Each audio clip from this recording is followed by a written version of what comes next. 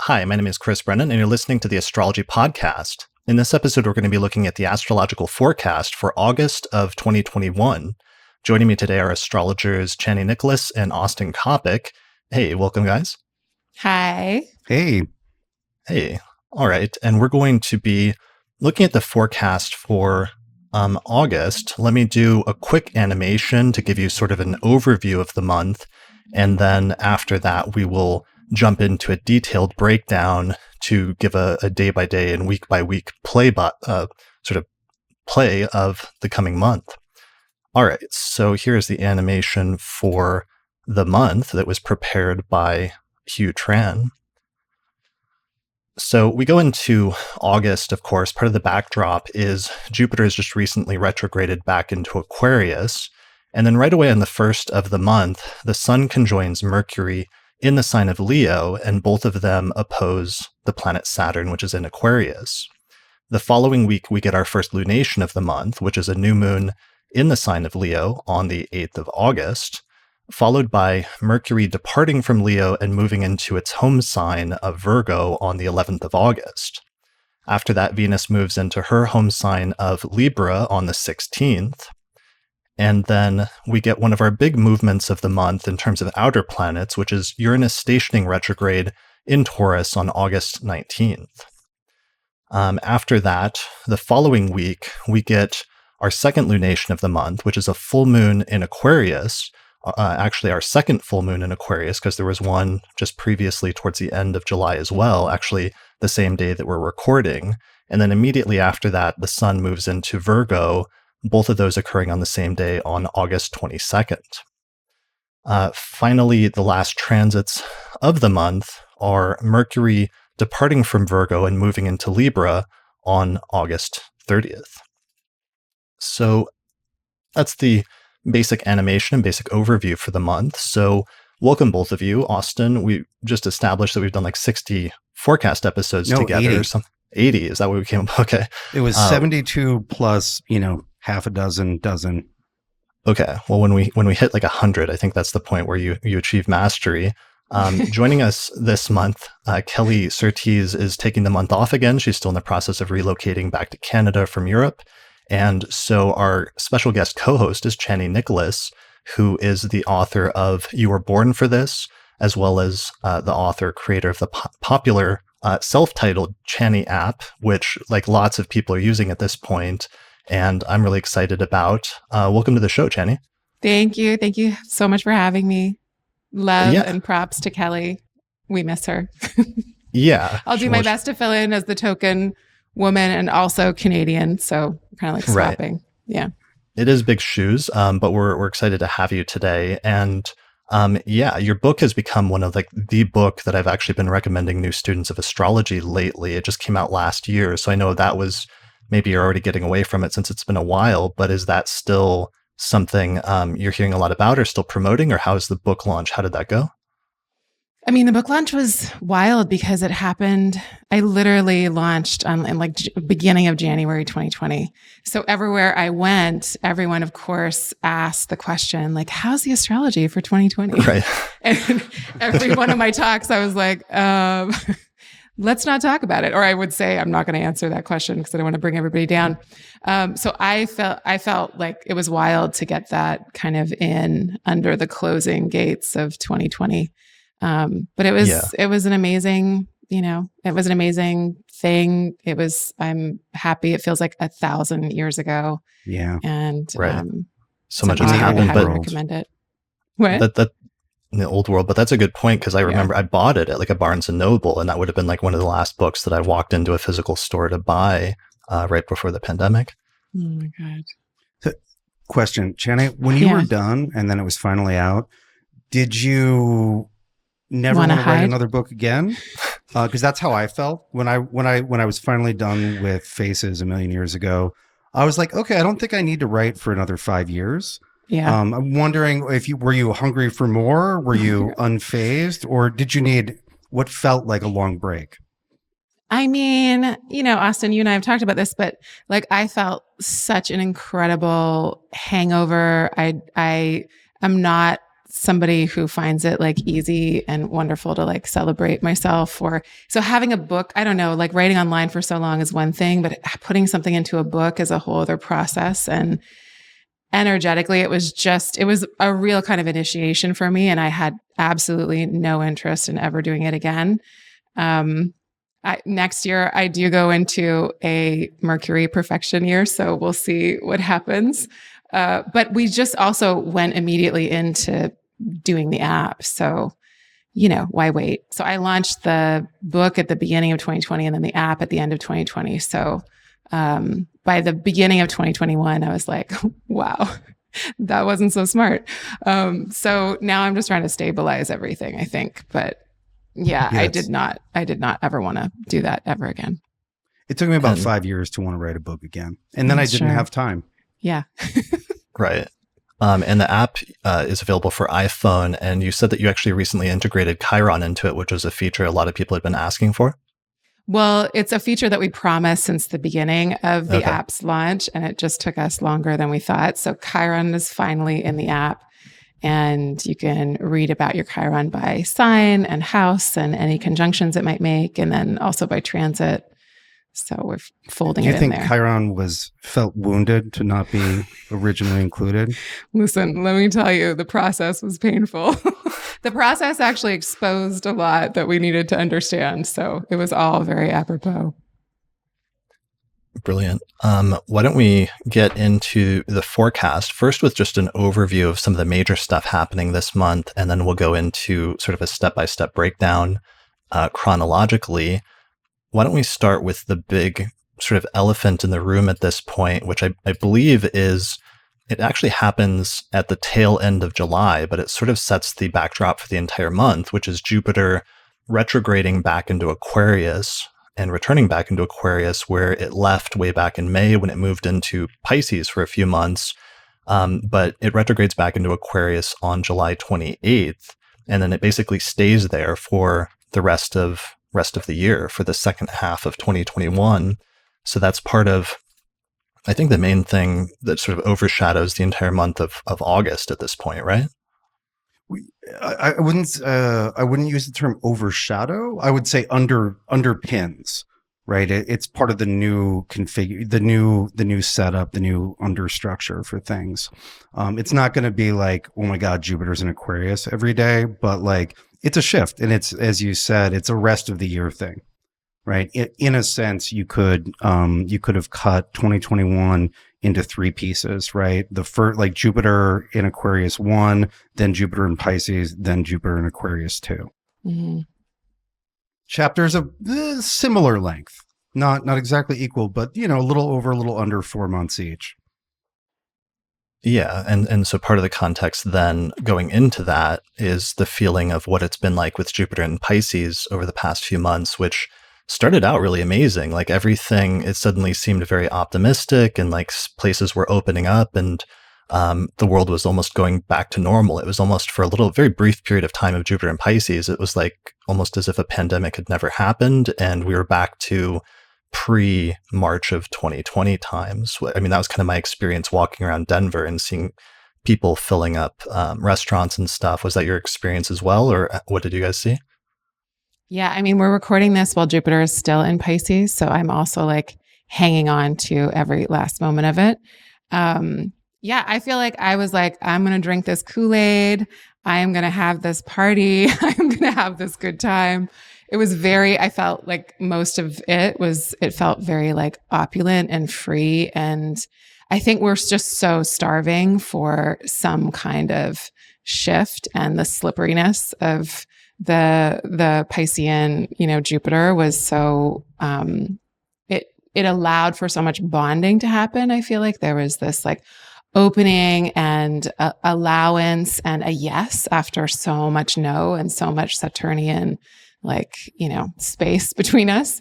So it did feel like that. And I was like, this is not going to last. And this is not, necessarily the be all end all of anything, but I felt like I was so dehydrated from so much Saturn that I was just like gulping down the Jupiter and Pisces. So, and I feel like, like everyone's doing that. I don't feel that much difference yet. Again, Jupiter's still in Pisces while we're recording. So I don't feel like, I know the variants are around and stuff, but I don't feel like it's actually landed in any way, if it's going to land in some way that's going to restructure us yet again.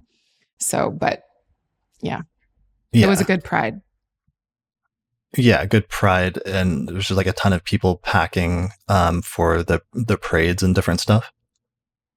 Yeah. And just people being able to party again. It was like, and also to be outside. It's the summertime. It's not like Jupiter went in Pisces in December, January, February. It was like, at least, sorry, I'm being hemispherically biased, but in the Northern Hemisphere, to have that after that long winter and to feel so trapped for so long, and then to have spring and summer with that like additional little boost felt very decadent. Yeah, definitely. And it's weird just how visceral those feelings of like hope and optimism and other things were and have been over the past few months in comparison to just the heavy Saturn themes that we've been dealing with over the past year or so. And then we had Cancer season with it. So then, everything that was going through Cancer got that little bump from Jupiter. And it was like in the midst of the Saturn-Mars opposition, it was like a good dose. Yeah. Yeah, it was great. So, to be fair, Jupiter will go back into Pisces. Yeah. Right. Like we say, oh, it's temporary. It was just a lie. It's like, no, we just have to do about 5 months of Jupiter in Aquarius with Saturn again. And then we do Jupiter in Pisces, and then we do Jupiter in Aries. Yeah. Yeah. Well, and that was the thing, though, is that Jupiter, we always knew that there was some sort of skipped step, or there was something that was unfinished business that Jupiter would have to go back into Aquarius to fix. And so one of the things that was funny that happened in terms of dates and just recounting some stuff is the mask restriction in the US, at least, was dropped nationally by the CDC on May 13th, which was like the day or within 24 hours of Jupiter ingressing into Pisces. So one of the CNN headlines was, people vaccinated against COVID-19 can go without masks indoors and outdoors, CDC says. And now, in retrospect, now that Jupiter like stationed retrograde and is going back into Aquarius, they're rethinking that, whether that was actually a good idea, because originally it was intended to encourage more people to get vaccinated. But now, due to some of the COVID variants, like the Delta variant that started showing up in late June when Jupiter stationed retrograde in Pisces, now there's like pressure on the CDC to change its mask guidance. So I just saw an NPR headline this week that said, quote unquote, public health experts call on the CDC to change its mask guidance. So there's things like that. And one of the things we saw in December, of course, when Jupiter and Saturn conjoined in Aquarius, was the release of the vaccines and the public release of the vaccines all of a sudden. And so I had wondered if that return of Jupiter to Aquarius wasn't some further development that needed to take place with the vaccines or their implementation. And now recently there's stories about booster shots like being recommended, especially for people that have a compromised immune system, and notions of people getting a third shot or more in the future in order to cover some of the variants. Yeah, well, and it's also just, with Jupiter retrograding back, right, that second phase, even though it's not much, you still have like 6 months of track records for various vaccines. You can see how things perform. You can do some evaluation you couldn't do ahead of time. And they'll probably, I believe there are like vaccines that were later that had longer development cycles that'll be released. I was telling you about the one that's made from moth blood that I was kind of excited about. Right. Yeah. That's like the goth COVID vaccine. Like they're trying all angles. Like, okay, you guys won't get vaccinated. Maybe if it's moth blood. Yeah, moth blood. Yeah. I mean, we'll see. I literally know nothing about it other than I like the idea. But yeah, it's like round 2, right? And and Jupiter always gives us 3 phases within each 30-degree arc, right? It gives us a direct, it gives us a retrograde, and then it gives us another direct, right? So we have like diurnal or we have the the day and night sect phases of Jupiter in morning rising and evening rising, and then we have the opposition phase. So we get like 3 phases of Jupiter for every year. And so this is the middle one, which is the reevaluative and always retrograde. Yeah. And I don't know if it was an official thing, but there was some talk about if you got a J&J vaccine that would require a booster just in and of itself. Right. That was the one that was just one shot initially? Yeah. Okay. Yeah. And I think like Israel, for example, has already started doing additional booster shots at this point, even for people with 2. So that's coming down the pipeline. And additionally, just one of the things that's happening this month that's a little bit different is we're moving out of some of the really difficult configurations in fixed signs that we've been dealing with for the past month or 2, especially with the Mars Saturn opposition and the square with Uranus sort of culminating at the beginning of July. And that configuration sure delivered. That was a pretty classic case of astrology good, but not, morally or generally good. Mm-hmm. Yeah, like we had the building collapse in Florida. We had a bunch of things exploding around 4th of July. Haiti's president was assassinated.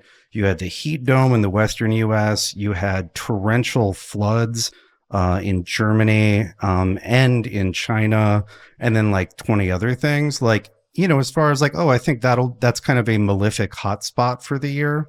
It paid out. And we had the variants at that point too, right? Yeah. And then the, promising start for the Delta variant. Also, there was that like huge chasm in the middle of the ocean, like that opened up that was on fire.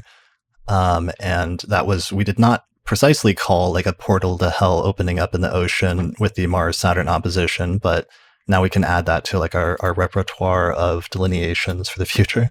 Yeah. Hellmouth. Right. Very archetypally consistent. Or sometimes it's funny debate between astrologers, like, astrology is psychologically predictive or archetypally, but then sometimes no, it's just like a literal portal to hell opened up in the ocean that week of that alignment. All right. So one of the things also with Jupiter returning back to Aquarius and us getting away, like Mars moving into Virgo this month and getting out of Leo, is I feel like that's also for people personally going to lighten up some things in terms of the fixed signs and in terms of the Aquarius placement, where when Jupiter left Aquarius, went into Pisces in May, while that's been good for Jupiter, it's kind of left Saturn to its own somewhat intense and somewhat like severe devices over the past couple of months. And for some people, like that has been kind of hard in the Aquarius sector of their chart and whatever house that is associated with. So I think for some people, Jupiter coming back to Aquarius is also going to be some, antidote or some sort of fix or help or alleviation of some of the stress in that part of their chart over the next 6 months as well. Yeah, a little padding. Mm-hmm. So one thing about Saturn and Aquarius being assaulted by both Uranus and Mars without Jupiter's help, something funny happened in a UFC match. A hugely anticipated, hugely watched match between Conor McGregor and Dustin Poirier. So it was a rematch. It was their third match, and it ended in the first round with Conor's shin snapped in 2 and like at a 90-degree angle. And so what's interesting is that there have been like 3 of these injuries in big fights ever in the 30-year history of that organization. 2 of them have been in the last 6 months since Saturn went into Aquarius. And so, on the Zodiac Man illustration, you always see Aquarius as the shins. And so, yeah, it's interesting to see like that, again, that translating so literally as like, Saturn's in Aquarius, watch your shins. The shin taker has come. That's really interesting because we actually have a time chart for Conor McGregor and he's like Taurus rising, right? So that yes. Injury was in his 10th house, or that Aquarius stuff was in his 10th house. And what was it? I think I'm going to say Sylvie Oslin. We talk MMA sometime, MMA and astrology sometimes. I believe they said that Connor had just moved into an Aquarius period at some level of ZR, which would make it interesting, right? Highlighting the strength and durability or lack thereof of the shins. Is that, I don't know MMA very well, but I saw somebody say that might be like a career-ending like injury. Is that bad, or how bad was it? Yeah, I mean, it's happened so few times. The famous one was Anderson Silva, and he came back and fought, but he was never the same. He never reclaimed the level of the level of excellence, or he never got his flowers back. And it wasn't like, his shin didn't work, right? Because the shin either holds you up or it doesn't. But it's a long time off training. There's a weakness there. And then psychologically, if you've ever had a serious injury, it's sort of a revelation of vulnerability. You're like, oh, that part of me can be broken when I'm just doing my thing. Yeah, that's such a Saturn experience, like to experience fallibility or vulnerability, or that you're not invincible. Yeah, that you it's not. Yeah, we know that we can be hurt, but to feel broken by something is, it's like a negative initiation. You're like, oh, I didn't really understand. Yeah. All right. And I just wanted to share the chart for today, because we're actually recording this the day of the first full moon in Aquarius, which is going to actually go exact later tonight. But that's, again, it's like opening up and putting attention on Aquarius and that sign, both globally in a mundane astrological sense, but also probably personally for many of us in terms of what chart, or what area of the chart, or what house Aquarius falls in your actual birth chart. And I know, Chani, like one of the things you always say is like, go look at the moon every full moon and get that like visceral experience. Yeah. Right. Why do you say that to people? Because I hope people will get off their phone and like go look at the majesty that they live under. And, right. It's always good to go and take that in. I think it's a good like breakup, but I'm always just that person. Well, you can feel it too. Like when you step outside during a clear full moon, you're like, oh, like there's the visual, but there's also the energetic wave. Yeah. And also just to relate us back to the sky, because we have so little relation to it. So it's really interesting, this full moon. This one, like you said, it's like without Jupiter. It's moving into the conjunction with Saturn. And then we have the next one that's going to be co-present with Jupiter and actually conjunct Jupiter. So it feels like there's all of this, that's happening in Aquarius. It's like Jupiter's coming back, Saturn's already there. We're having 2 full moons in a row there. The first one's without Jupiter, so we can feel that kind of situation in our chart, whatever's happening in that part of our chart. And then the next time it comes, Jupiter is there. And so it kind of like punctuates what Jupiter has come back to help us kind of fill out or grow into, or to better structure if it's an idea that we're kind of working on and parsing out. So it feels like, even though it's Leo season and there's enough going on, not a ton, but there's that Cazimi is really interesting at the beginning of the month. But it feels like there is that kind of background emphasis on Saturn, what Saturn's trying to build, what Saturn's trying to grow us into, what Saturn's trying to kind of hammer into ourselves and our lives about our mortality, about the limited time we have to do this thing in this part of our life while Saturn is there. And, Saturn without Jupiter is kind of like Maleficent without her daughter, or like when they're apart. And then like there's a bit of a return of that, some kind of hope or some kind of space or some kind of philosophical outlook maybe. Yeah, I really like comparing those 2 full moons because one, it's interesting that rare, not shockingly rare, but it's rare to have two full moons in the same sign in a row. And it's very interesting to have one right next to Saturn and the other right next to Jupiter after the shift backwards. It's almost like, here are the problems, and then here are the solutions, right? Or here's not necessarily solutions, but here's what can be done about those things, right? Because you can't necessarily solve things, but you can improve things. You can, there are better and worse workarounds, et cetera, et cetera. Yeah. So really understanding this part of your chart, like for folks listening, could be really helpful in the next month. Yeah. And I think that's a really good point, that the problems in the Aquarius sector will become clear during this phase in late July and early August, because it's not just that we'll have that full moon conjunct Saturn, which will actually be very visible. Like, people can go out and see this because it'll rise over the eastern horizon just after sunset. You'll see this big, beautiful full moon rise, and you'll see this little star just after it, which is Saturn, here towards the end of July. But even a few days after that, we have that parting shot between Mars and Jupiter that happens just as the two are changing signs, where just as Jupiter switches back into Aquarius at the very end of July, Mars opposes it from 29 degrees of Leo, creating like a major tension between those two planets and that axis of the chart of Aquarius and Leo in all of our birth charts, before Mars departs from that sign and sort of leaves Jupiter to sort of clean up the fixed sign axis on its own. Yeah, and so August begins. Yes.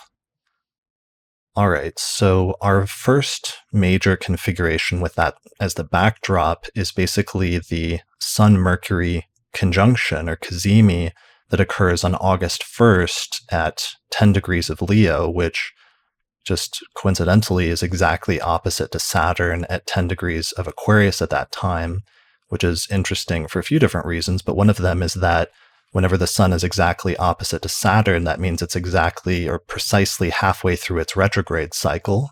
So this is part of the solar phase cycle between the sun and Saturn, and it means we're exactly halfway between the point where Saturn stationed retrograde a few months ago versus when it will finally station direct in the future, about I guess it's 70 days later.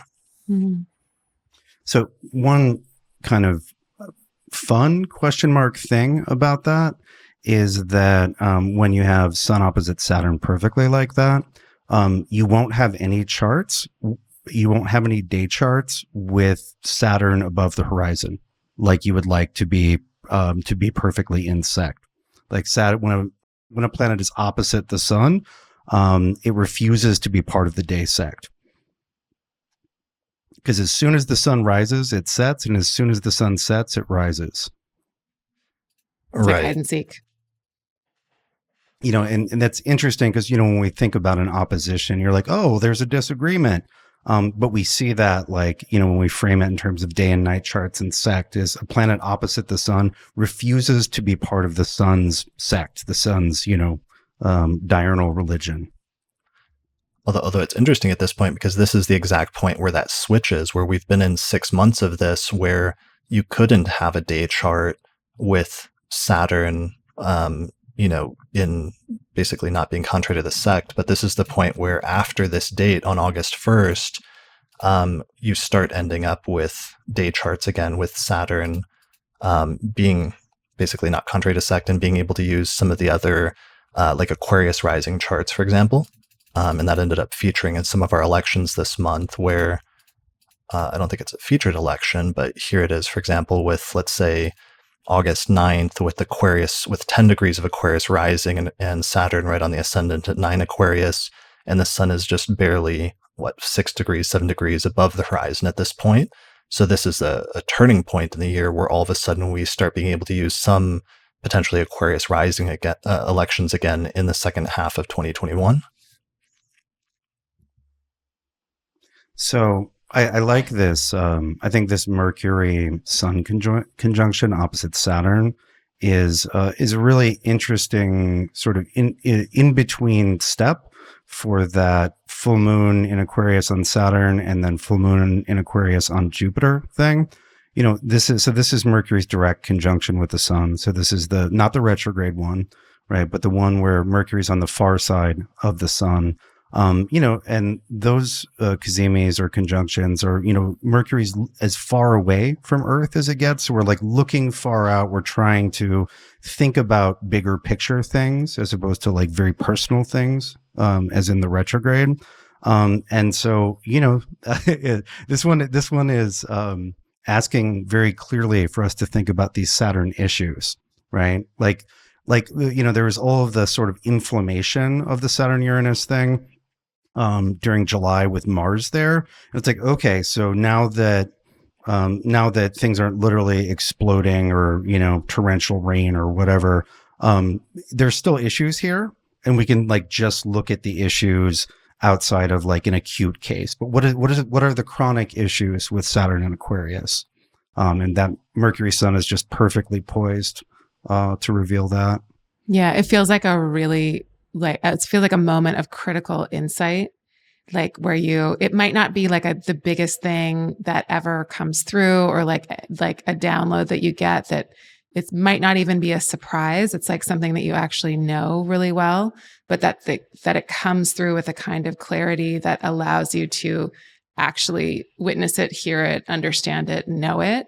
Because I always feel like if Saturn does anything, it makes things real. It's like, hey, you're not going past this. This is not a joke. Like, this is the limit.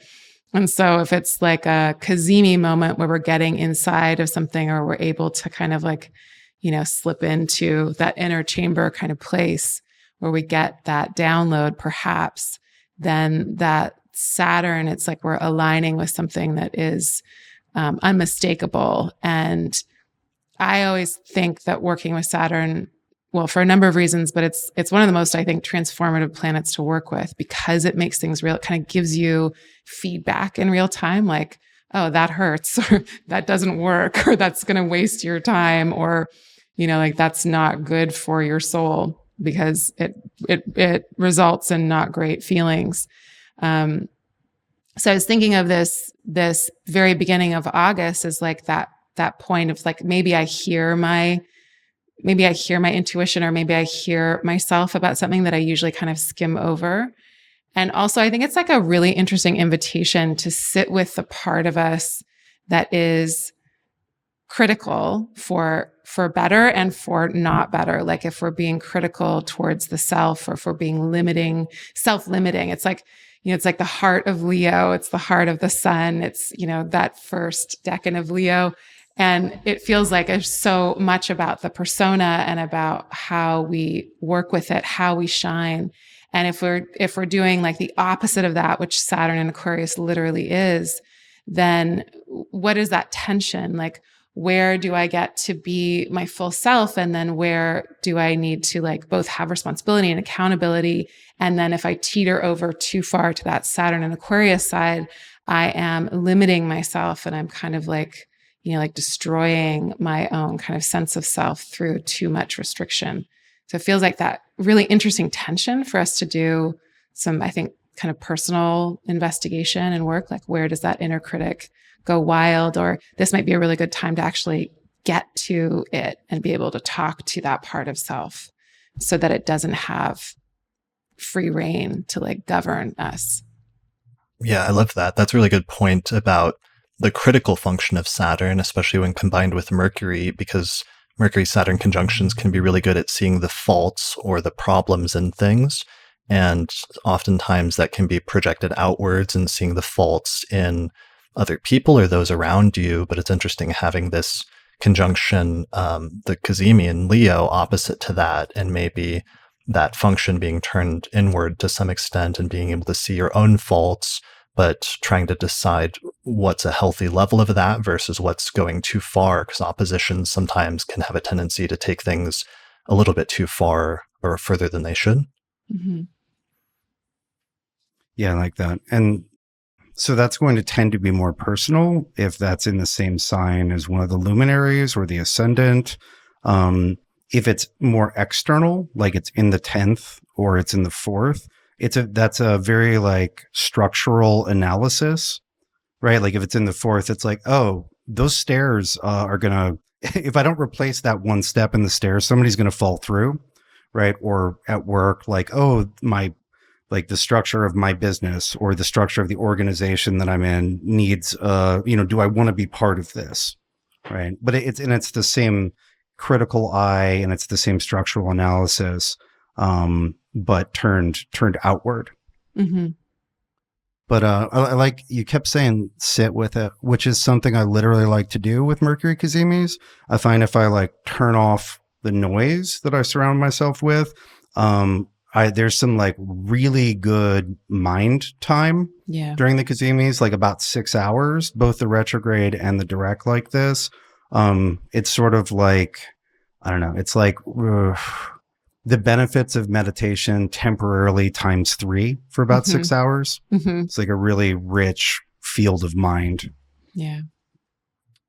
One other thing is this Cazimi is happening in the immediate aftermath of Mars departing from that same sign, from Leo. Right. So it's like Mars is taking off and it's kicked up a lot of dust in that sign and in that sector of each person's natal chart, some more than others.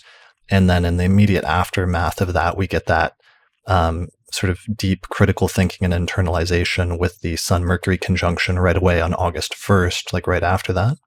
Yeah. Yeah, and then it's interesting, right? Because both the Sun and Mercury are going to head into a square with Uranus after that. So we're activating the Saturn-Uranus thing, that like standing wave or whatever you want to call it. But it's a little bit more sequential than we did last month, than we did in July, because Saturn and Uranus were closer in July. And so with this one, we get it's like Saturn, count 1, 2, 3, 4, Uranus, right? Rather than ba-bum. It's more of a 1, pause, 2. And so I think some of the signals will be like usefully slightly disentangled, which may be fruitful, right? To be able to see Saturn and Uranus not interfering with each other by trying to do their thing at the same time, but like just a little bit of separation. And I think Mercury, of course, is the planet that's best at like discriminating between like, A, B, and C, and like finding the space between two things to understand the nature of each individually. Yeah. And Mercury's moving so fast at that point. Yeah. So like by the 3rd, Mercury already squares Uranus, and then it takes the Sun to the 6th to actually do it. So it feels like that first week of August is like maybe parsing through some of the leftover themes of the Saturn-Uranus square, but in a way that like is very slow and methodical, or at least pensive at the very beginning of the month. And then I think Eliza Robertson was like called this week the weirding, with the Mercury and then the Sun squaring Uranus. But it feels quick too. I like that. At least we're on the downslope from the like Saturn-Uranus square and the intensity of some of that and the disruptiveness of it for some people, and going into the downslope, meaning there's only one more. Well, the downslope meaning we've got 3 peaks this year. The next step. Yeah. Yeah. We had like the respite. Right. The respite. That's a good one. The break between rounds, break between rounds 2 and 3.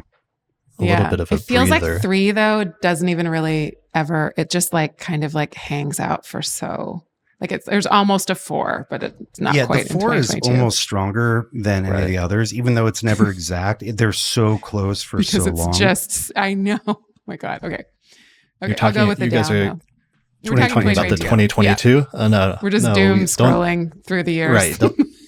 Don't start telling people about 2022 yet. We have to save that. No, we didn't say anything. I think it's useful. It's saying, okay, this Saturn-Uranus thing, it's not over in November. It's almost all of Saturn in Aquarius. Yeah. Right. Just expect that. Yeah. Yeah. By whole sign for sure, but definitely. If you put down the controller like halfway through the game, you will lose the second half. Right. Right.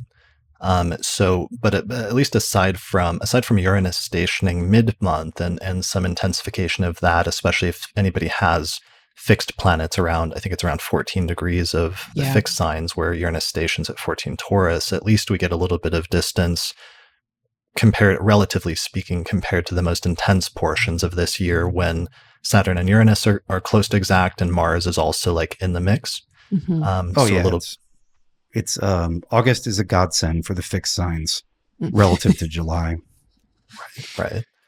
All right. So I think that starts to bring us in our first week to our first lunation of the month, which is that new moon that takes place in the same sign, in the sign of Leo.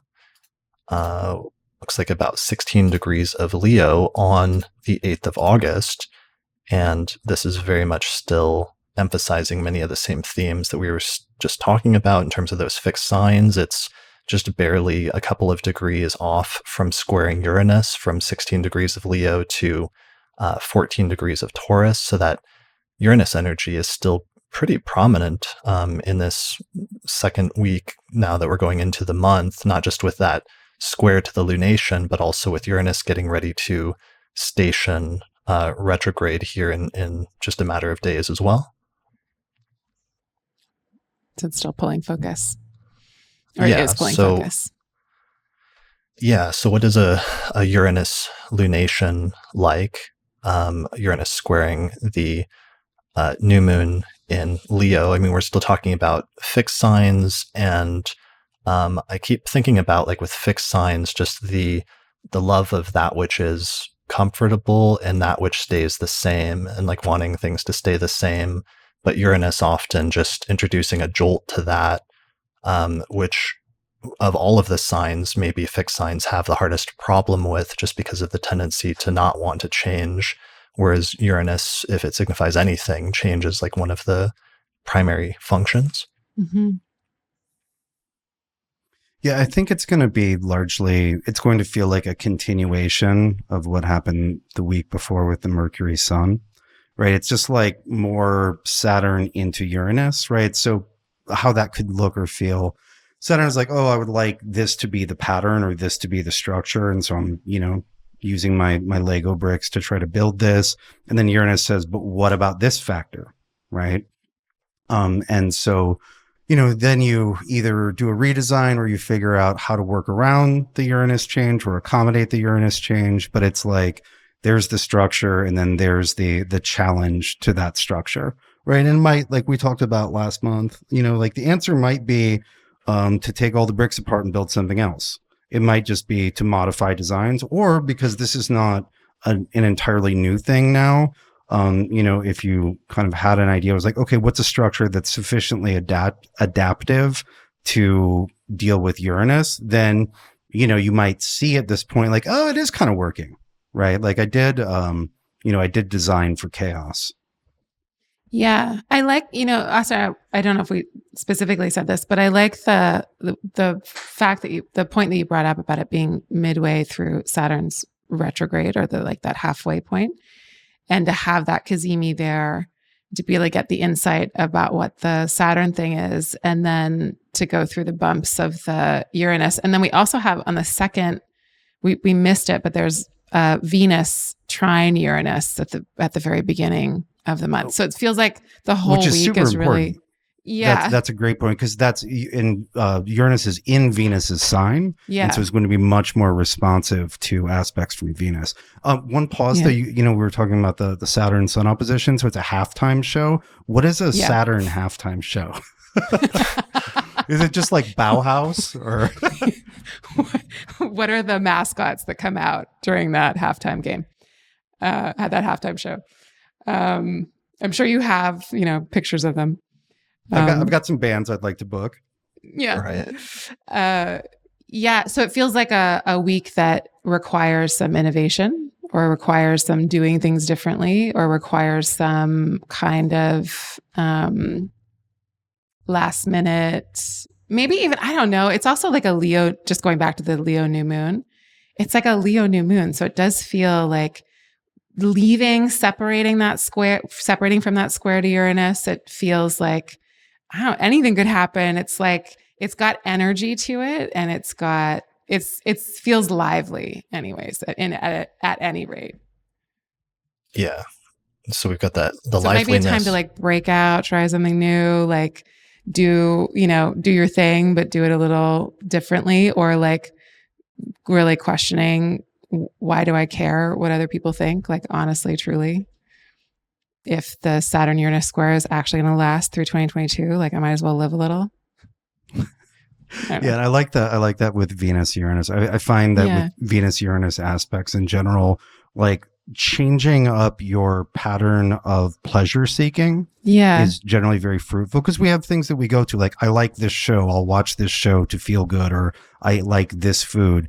And like recognizing the patterning of that, and like trying something new, like breaking your own history of, this is what I like. Yeah, get freaky.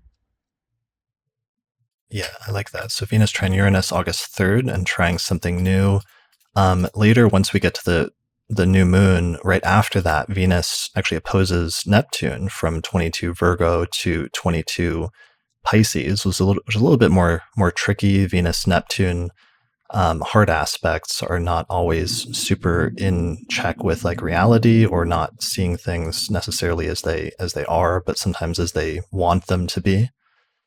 I think they're great as long as you don't assume that that's how it's going to be. I think it's going to stay that way. Yeah, I think it's an awesome opportunity to check out from the, hard Saturnian edges of life. Yeah. You're like, no, I know that I'm like taking a vacation. Yeah. Emotionally. Getting the kid or not the kid, but like, your friend who might be a little bit more straight-laced, like getting them high, watching them roll around the floor laughing and eating donuts. But I agree, there's certainly danger if let's say you meet somebody new during that aspect exactly, and you're like, oh, we had such an amazing time, assuming that like, well, that's how it's going to be, right? That is a rare configuration, and so you would have bad assumptions about the future if you did that. Yeah, there's not a lot of reliability for Venus between the Uranus and the Neptune, but it could be fun. Yeah, it could be fun, and sometimes surrendering to that is okay, of just being like, I know objectively this is something that's probably too good to last, but I'm going to enjoy it in the meantime for whatever brief period of time it's present. And, even if doesn't turn out to be cracked up all it seems to be, sort of being willing to let it go if it comes to that. Yeah, or taking the day to like not like be purposefully not productive. Yeah. Just staring at the ceiling, pina coladas or something. Yeah, like just let yourself go. Let yourself be in the Neptune of it all. It's like Virgo needs to like loosen up a little. Yeah, and it's worth noting that that's Venus in Virgo, and that last decan of Virgo is where the degree of Venus's maximum fall is. It can be a hard place where there are a lot of like deeply self-critical feelings. Yeah. And that Neptune is in Venus's exaltation sign, right? Mm-hmm. Like Venus will take, what Pisces has to offer because it feels good. Yeah. I was reminded of just the value of that. Like a few weeks ago, I got sick on the Mars Saturn opposition, which was hilarious because that was like the halfway point from when I got sick last year at the Mars Saturn conjunction in Aquarius. So then the opposition ended up being another like hit to my health, but I just spent the week kind of like watching movies, and I was reacquainted with the healing power of just like vegging out and like taking a break occasionally, which was kind of a nice and surprising reminder to have. Yeah. Yeah. Goal is to be able to do that without having to get sick. Right. So that would be an admirable goal someday. It was reminding me of like movies that are good for astrologers or have some sort of like allegory for astrology. And I don't know if you two have ever thought about this, but oftentimes like movies that have a heavy component having to do with like fate or time or other things like that, that I think in the back of my mind I often think about or watch as an astrologer with a specific lens, like even like basic Hollywood movies like The Matrix or something like that, and the way that astrologers often think about astrology as this sort of code that's underlying reality, and you can almost see it as a sort of like allegory like that. Do either of you have movies like that are like ones that appeal to you as an astrologer? I can't think of any, but I will say that last night we were watching the Michael Jordan documentary. Oh, how was it? I heard it was good. Oh my God, it's so good. And so, Okay. I'm sure everybody listening to this does this, but you watch something like that and then you pull up the person's chart. Totally. And Michael Jordan has a, drumroll please, Mars and Leo opposing Saturn and Aquarius. Yes. Oh. So he's having is like a return. Anyways, I won't diverge into that too much, but it was interesting to watch that as the end of the literal transit is happening. Yeah, that's brilliant. Here's his chart with Cancer. You've got it right there. Yeah. So, Chris, I remembered a movie or a series of movies that has, that does play with fate and astrology. They're terrible. What are they called? They're from like 20, 25 years ago. And it's basically like death is stalking a group of teenagers, but like not as a person. It's like just the fate. Like it's, they're, what are they called? But anyway, the idea, Final Destination. Thank you, Gabe. Right. Yeah. Where like, it's like the Time Lord or the awful transit where you can't see the actor, right? It's not a monster coming to get you. It's that time has decided that you will die now. And so like they, the piano misses a character, but then they get hit by an automobile, and it's just like, it's trying to evade predestination. And like, there are certain transits that feel like that. Where you're like, okay, that missed me, but now that's coming for me. And you've got to be doing your Matrix style bullet dodging. Yeah. I love that series also because oftentimes the person, once they had foreknowledge of the future, they would try to do things to avoid it, but then the very things that they ended up trying to do to avoid it ended up dooming them to fulfill the fate that was already they were trying to avoid in the first place. So that's a good one. I mean, the other one, similar one like that was like Slumdog Millionaire, which was that one that was really popular like 10 years ago, where it was like a kid was on a game show and he had to answer all the questions, but then every thing that he had done in his life up to that point had actually, in a weird way, through fate, taught him the correct answers that they ended up asking him on the game show. And so it was an interesting like meditation on fate and predestination and choice and things like that. I wish I could add Jupiter Rising to this list. As a person with Jupiter Rising, I was like, okay, cool, there's a movie. And I was like, oh, not cool.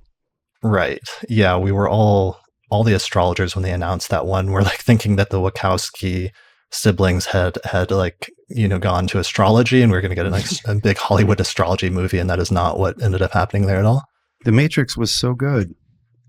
Yeah. Well, they're making a fourth one. So we'll see how that goes if they can return to that successfully. So if anybody in the comments thinks of any other like movies that would be good allegories for astrology or astrologers, let us know in the comments. And I might actually do an episode on that at some point. I've been kicking around the idea.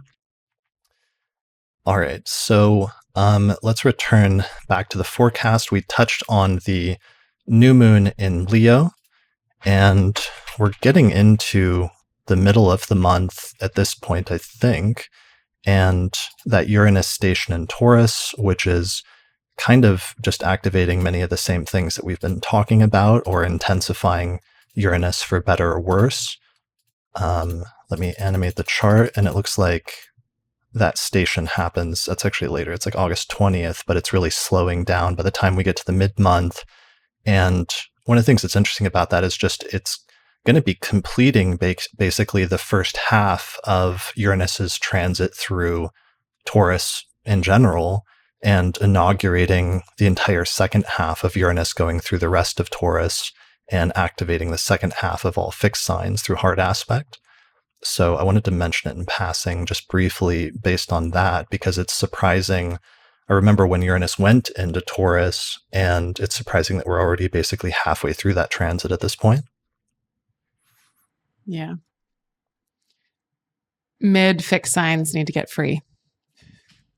My wife has her sun is like like 14 degrees of a fixed sign.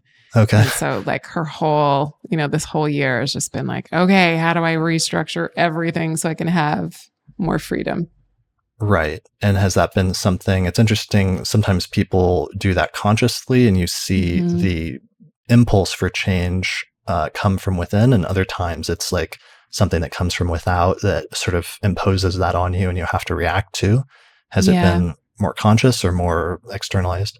I mean, I think like, she runs 2 companies. So I think that the intensity of that just kind of like was an imposing reality that was like, hey, either everything gets streamlined, because also that Saturn is there too, right? So it's like, okay, what's the structure? How do I use my time? How do I compartmentalize things? And how do I delegate things so that there can be more kind of space for not freedom through responsibility, freedom through commitment in a kind of sense. That's really, I think, helpful to discuss somebody's actual experience, because a lot of it is like, the Uranus is like, yay, freedom. I need more space, or I need freedom, but it's like, but I have to do all this stuff, right? I have all these responsibilities. Like, the fact that I desire freedom does not negate all of my responsibilities. Right. Yeah. And it's actually like the getting really, like, she's very in this moment of like, how do I use my time in the most efficient way so that I can win in the most, in all the ways I want to. So it's like more of these are my creative limits. Like, these are the limits and structures that Saturn gives me. And then here's the kind of innovative, creative kind of spark of Uranus of like, okay, well then how can I like really fuck shit up in this time frame that I've got and with the resources that I've got? And I think also we talked a lot about that, like, we're midway through Uranus and Taurus. And so it's really like, these are my resources. How do I use them in the most interesting, effective way? Right. Or sometimes innovative way. Like I was telling you guys the other day that I was watching this Vice report about changes in food service, where there's like living in New York and ordering from different restaurants that had different menus. And then it turned out they were all being delivered from the same place. It was all coming from the same place, even though they were wildly different restaurants with different menus. And it turns out this was a new trend of virtual restaurants where they would have like 15 different menus, but they would just be the same kitchen, sort of cooking different things with a variety of different ingredients and having 15 different apps to take orders for all these different restaurants.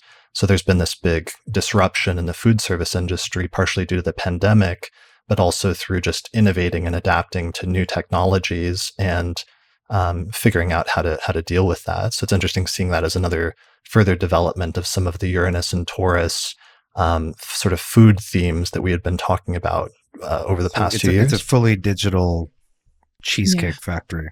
Right. Sounds awful. Well, which reminds me of something I was going to say earlier about the return of Jupiter into Aquarius. So Jupiter in Pisces, there's been, in general, as we discussed, a more hopeful attitude. I would characterize it as feeling and seeing that there are more possibilities. And I can like feel that Jupiter about to go back, and you can feel and you can see all the things that are already coming down the pipe, that like closing down of the bright bouquet of possibilities. It's sort of like back onto like the uneasy moving sidewalk towards dystopia, where it's sort of like, oh, I don't know. Like being, that being moved, like if you've been to airports that have those, and kind of like, where are we going with this? There don't seem to be as many options for destinations. There's that uneasy feeling. Can we really go to Europe? From the first 4 months of the year that's coming back. What? Yeah. Can we really go to Europe? It's like people were going to Europe. Right. You're like, wait, what? Can you do that now? Like, what? Yeah. Yeah.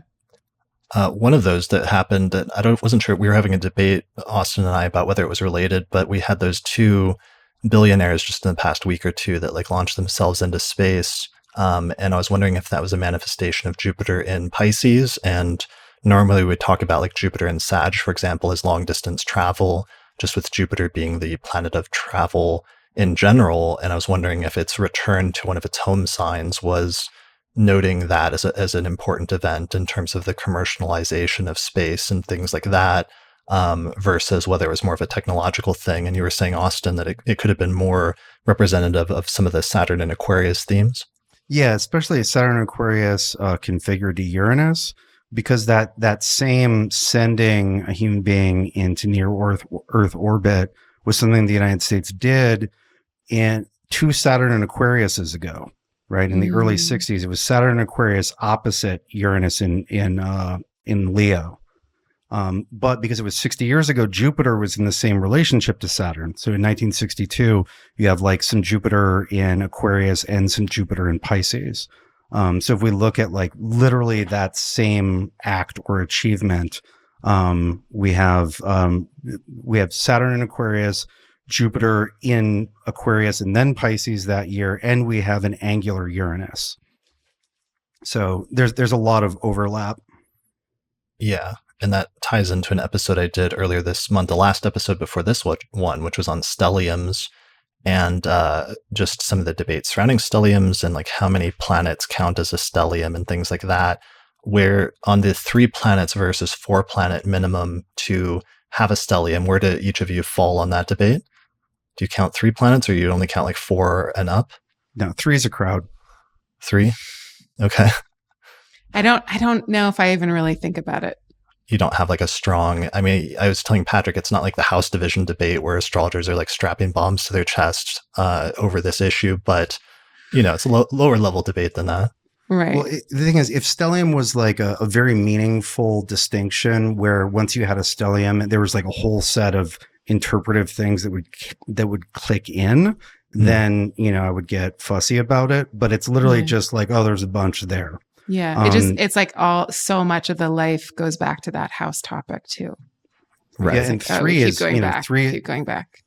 Yeah. Yeah, and it starts dragging in like the rulers of a bunch of houses. That's what I mean. Yeah.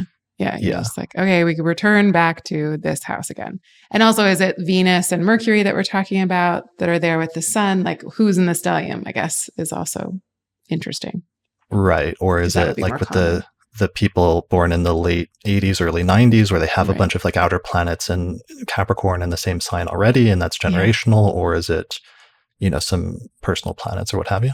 Yeah, and all of those have different meanings, or I think of those in different ways. Like you think of the cohort of those people that came in, or just that week or that month of those people that are born with this. So it's always, everything's significant, but I don't think I ever think about the word stellium that much. Right. Yeah, I think that if they're visible planets and therefore classically rule houses, if you have 3 planets in a sign, you could have literally the rulers of 6 of the 12 houses, or if it's sun, moon, and a planet, minimum 4. And also from like a planetary combinations perspective, if you have 2 in a sign, then you just have that dynamic. If you have 3 close together, then you have multiple relationships. Like if it's Mars, Venus, Mercury, you've got to think about, okay, what is Venus, Mars like? Okay, what is Mars, Mercury like? And just go through all of that, and it gets so much more complicated. I feel like 3 is where the complexity ramps up enough to put it in, a different category.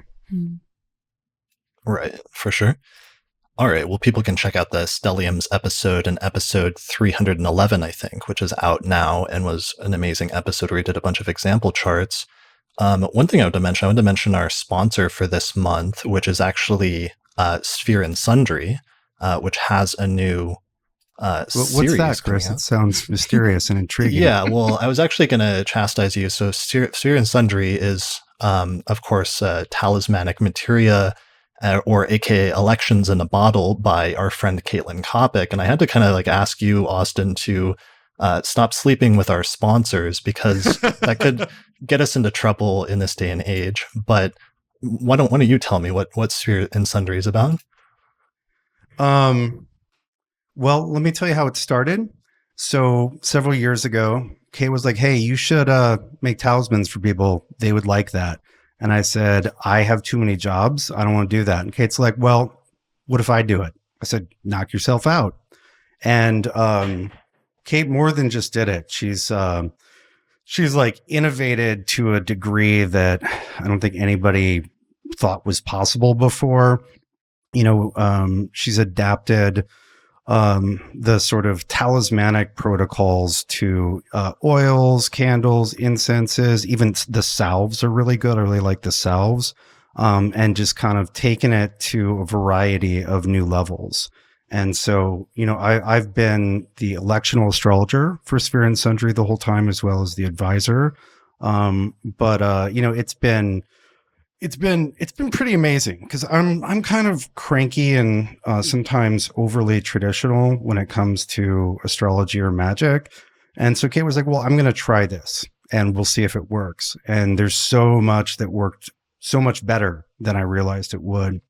And it's been exciting. It's been really exciting to, one, have all this awesome stuff from every good election that I didn't have to make from my perspective. It's also been, it's been awesome for me as far as sort of a training course for electing magical procedures, and trying to think about how to do the sort of safest, most benefic, gentlest, best version possible. Because when it's just for me, I will and have taken lots of risks. Like, I'm very happy to self-inject as a guinea pig, but this is a different project, right? And so, holding different criteria in mind, it's been a joy. Can I say, as a customer, please, I maybe have a problem, maybe by almost everything that comes out, but I feel like I've had Caitlin's products for a couple of years now. And there's like literally no important event that I go to without it on. I wear it every day. I wear something every day. I wear something also every night. And we've gifted it to everybody that we know and love, to people that work, like all of our staff have Sphere and Sundry, like everybody that we know has Sphere and Sundry.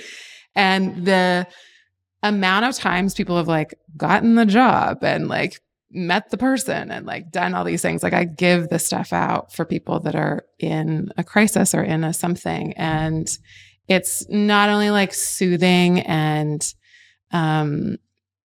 just really beautifully made things, but they have a tremendous amount of power. And it's one of my favorite gifts to give because there's literally nothing like it. And I cannot go without it. We've got like our altar is like Sphere and Sundry shop, but I do feel like they're my friends. Like, I do feel like they're my allies. They're my friends. When we had problems with neighbors, we like anything that goes on in our life, we're like, okay, which one do we use? So I can't recommend it enough. Yeah. And I love how it's taking the ancient and medieval concept of creating talismans or capturing the chart of a specific moment and the energies of that moment, and putting it in something, in either an oil or an elixir or an incense or candle, and being able to have that and like reach back to that and reignite the energy of that moment in your life at some time at will, like whenever you need to. It's a really fascinating concept, just like conceptually in terms of astrology, but also practically speaking. And the fact that you plan some of these elections out so far in advance and then release them later. Yeah.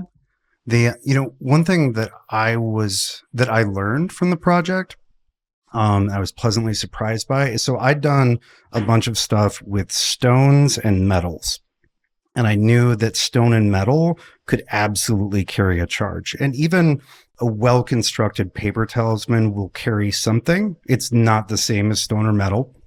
It doesn't have the same carrying capacity. But I was really surprised at how should we say, how much the oils, with the herbs in the middle of that, the oils and even the candles and the waters like held the energy. And another thing, the sort of an unexpected benefit of that was being able to just get a little bit of the, like, let's say it's a Jupiter series. Let's say Jupiter and Pisces. We obviously did some Jupiter and Pisces stuff, right? Like with a stone, the benefit, but also the issue is that you're literally carrying that with you the entire time you're carrying it, and it's just on. Whereas being able to like get a boost of a particular thing for like an hour or two or an evening, or put it on an important letter. Yeah, exactly, is a huge advantage. I was just thinking before Kate started the project, I was sort of, again, I'm a little Saturnian about things. I was like, more permanent is better. But I was like, oh, there are advantages to impermanence and to be able to like put something on and then have it not just be on the whole time. Because one of the challenges with talismans is it takes a while in some cases to like learn how to wear it, to like mesh with that energy and hold it and not have it overwhelm you, et cetera, et cetera. Whereas, you have a different set of opportunities, environmental with candles or, for a period of time with oils or a quick change with a water, et cetera, et cetera. It was really interesting. I've learned a bunch. Yeah. And to infuse it in your house before guests come over and like, it's a whole thing. Put a little Denebel Getty outside your door. You just always. Oh my God. We put, okay, can I tell you this one story really quick? We put there was a new house next door and we were like, we can't have just like any kind of neighbor. So we put Denebel Getty in their house and it took a very long time for it to sell. That's all I'll say. But we have amazing neighbors. Well-behaved, I imagine. We felt very taken care of. So there's a Jupiter in Pisces. I guess that's the next one that's launching, as you guys had done a Jupiter in Pisces series, and that's going to launch on Monday, July 26, 2021. So it may already be out. With the moon's last conjunction to Jupiter in Pisces. Nice. This one is back from May. This is within a week of ingress. I'm very excited about this one. I've been using this a lot. I made a bunch of stones for it that won't be for sale, but I really like it. This one. I got the moon besieged by benefics, right? So it's the moon moving between Jupiter and Venus. Jupiter in the 10th, whole sign and quadrant style on Jupiter's day and hour. A couple other tweaks. Really, really happy with it. Cool. All right. Gorgeous. Well, people can check that out at sphereandsundry.com, and there's a bunch of other things from different series in the past that you can still get at this point as well. So thanks to Caitlin for sponsoring this episode and to Austin for picking out some awesome elections for those different series. All right, so back to the forecast. I sort of started like getting into the second and third week, but I skipped over a couple of really important ingresses that we needed to mention. The first of which is Mercury completing its trip through Leo and ingressing into Virgo by August 11th and returning to its home sign, where it's actually traversing for the majority of the month of August along with Mars. So Mercury in Virgo is like one of the sort of characteristic transits of this month, and especially that conjunction with Mars, which eventually culminates on August 18th at 12 degrees of Virgo. And right before it does that, it makes a fairly optimistic opposition to Jupiter. Yes. That opposition right there, from 28 Leo to 28 Aquarius on August 10th.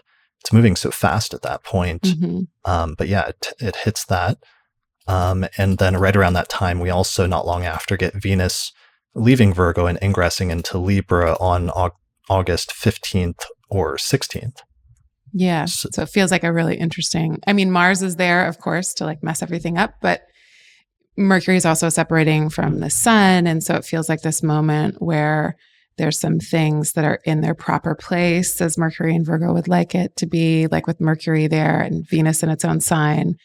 And it feels like there's like a little bit of an ability to like get some really good work done, I think, with that Mercury Mars situation. And then with the Venus in Libra, it just adds this really nice kind of note of harmony and beauty and enjoyable things, which I think could probably benefit from with all of that Virgo. Yeah, because even though there can be a combative tone to Mercury-Mars conjunctions, I think Mercury being in its own sign during the course of that has the potential to channel some of that energy a bit more constructively as, focused movement and acting with intention and greater direction than one might at other times in your life, if you're able to channel it in a constructive manner. The Mercury Mars. Yeah. Yeah, because Mercury is running the show. So it's like in Virgo, like, let's get down to the particulars and actually do something with all that energy. Yeah, it's very, like ferocious analysis, like like it brings a sort of intense martial military quality to the mercurial. Like the mercurial is the main thing, and then and then Mars is the modifier to that, right? But like fierce analysis, I don't know, like intense editing, right? Like I can see, I don't know, I can see people in, I don't know, laboratories or writing code, just like, making kind of anime faces, like anime intense faces and flames jetting out of their hair. So I do agree that Mercury being in its sign and exalted pushes it towards the constructive, but there's certainly still the Mercury Mars, like sharp tongue, slander. One of the classical indications of Mercury Mars is lawsuits, accusations, et cetera, et cetera. I'm sure there will be, perhaps not in a person's individual sphere, but there will certainly be slander and accusations of wrongdoing in the news. Right. In that kind of like inflammatory way, that what we say has that edge to it and has that like a little bit of heat to whatever's going on. And also like the mind. I mean, I think, Mercury and Virgo is amazing, obviously, but it's also like Virgo just can go into overdrive so easily. And with Mars there, it kind of gives it more of that gas, so that there's like, we didn't need all those details, actually. Like that was a little too much information. And like, that's a little extra. Let's sit down now. Well, and you can just imagine the discussions about like, what's going on with a particular situation, going from, we disagree, to like, no, it's important that you're wrong. Specifically, right? Why? No, it's important that you're wrong. Yeah. These are my data points. The 10-page email with expletives outlining like in 20 steps, like why you're wrong. Yeah. I like to mention intense editing. That's a good one for this and the constructive function, because as a creator, as a writer, it's often good if you're not also editing yourself. But if you get, for example, if you do a movie and you have a director and they film a bunch of stuff and they shoot like 20 hours worth of video, there has to be the editor who steps in and knows what to cut and what to get rid of in order to make it flow in a way that's good. And every movie that you've ever seen that's really good is often good because there was somebody that was editor that knew when to exercise that cutting function of Mars and to step in and to take some pieces out or get rid of them, which sometimes the creative person doesn't experience as like a positive thing, or is like, no, I don't want to let go of that. But sometimes it's like a necessary function, even if it can sometimes be difficult or unwanted. Right. So on the way to the conjunction with Mars, that function might be on overdrive, where we're like, we cut away too much. Or like, you're like drawing something and you take the eraser to it and then you just like tear the page. Right. It's a less good time to generate or create, a better time to go back over what you've done. I really like that you brought the cutting, like cutting or editing in, Chris, because that term comes from film. Literally, you had to cut the film. You had to chop that sequence out, and there was the cutting room floor because you literally had to chop it, and they just drop it on the floor until it got cleaned up. Yeah, because there are a lot of the great films like, Star Wars and George Lucas, a lot of people say that was like saved in editing, or that it would have been much different film if it hadn't been edited. Or some of like Quentin Tarantino worked with, I'm forgetting her name right now, but this very famous editor, and she edited all his early films, but she passed away sadly a few years ago, and people have noted a stark difference between the editor that he did work with in his early career versus whoever he's been working with recently. So thinking about that and meditating on that, of the function of editing and knowing when to cut something out in your life that will be constructive versus the opposite, like sort of going nuts and cutting too much out, or severing ties with somebody, or saying that first cutting remark that comes to mind, and that maybe being something that you regret saying later once you've sort of calmed down. But that feeling in the moment sometimes to make a cutting remark, not always being the best idea. Not realizing that you're going to draw blood. Right. Yeah. Yeah. So that actually brings up the electional chart that I wanted to highlight this month. Great. If anyone wanted to, not draw blood. I'm not recommending that. Okay. Right. Metaphorical blood. So our electional chart for this month is set for August 26th, 2021 at 12:35 a.m. So actually shortly after midnight in whatever your location is with Gemini rising. So the chart features Gemini rising and Mercury ruling the ascendant placed in Virgo in the fourth whole sign house in a night chart. So it has that conjunction still with Mars, which is co-present in Virgo with Mercury and the Sun, but it's a night chart, which is significantly cooling down and making Mars a little bit more constructive. And it's also separating from the conjunction with Mars rather than still applying to it. We've also got a nice placement of Venus in the fifth whole sign house in its home sign of Libra in a night chart. So there's some good fifth house things in terms of creativity and other Venus-related activities that this chart would be good for. Since it's a strong Mercury election, I think it would be good for most things involving Mercury, but especially if you have something like that in terms of writing or communicating, as well as those sort of executive functions of editing or cutting things out and other things of that nature. The moon's up in Aries in the 11th whole sign house, applying to a sextile with Jupiter at 26 degrees of Aquarius. In our location for Denver, we set the midheaven right on Jupiter, but that's kind of optional, just depending on where your location is and where the midheaven's going to be. Just don't put it too close to Saturn over there at 8 degrees of Aquarius in a night chart, because that could stunt some of the actions that you might want to take with this chart otherwise. So that's the electional. So pause for a second. There's something particularly nice about that. So the moon there, if my eyes do not deceive me, the moon is actually in between aspects to benefics. So we've got a benefic enclosure on the moon. Its last exact aspect was to Venus, and its next will be to Jupiter. Yes, that is. If you don't believe Pluto counts, which I sometimes don't. Yeah, I think there's something to be said for just paying attention to visible aspects when you're talking about enclosures and, separating from that opposition to Venus and then applying to the sextile with Jupiter. So this chart was found by Drew Levanti, who co-hosted the Auspicious Elections podcast with me this month because Lisa was out of town visiting family. So we also found 4 or 5 other electional charts, some that are good Venus and Libra charts, some Saturn and Aquarius charts, since we're starting to have day charts again where those are possible. So people can find that on the Auspicious Elections podcast, which is available through our page on Patreon at patreon.com/astrologypodcast. And that could be a good chart for like doing some kind of healing, lineage healing thing too.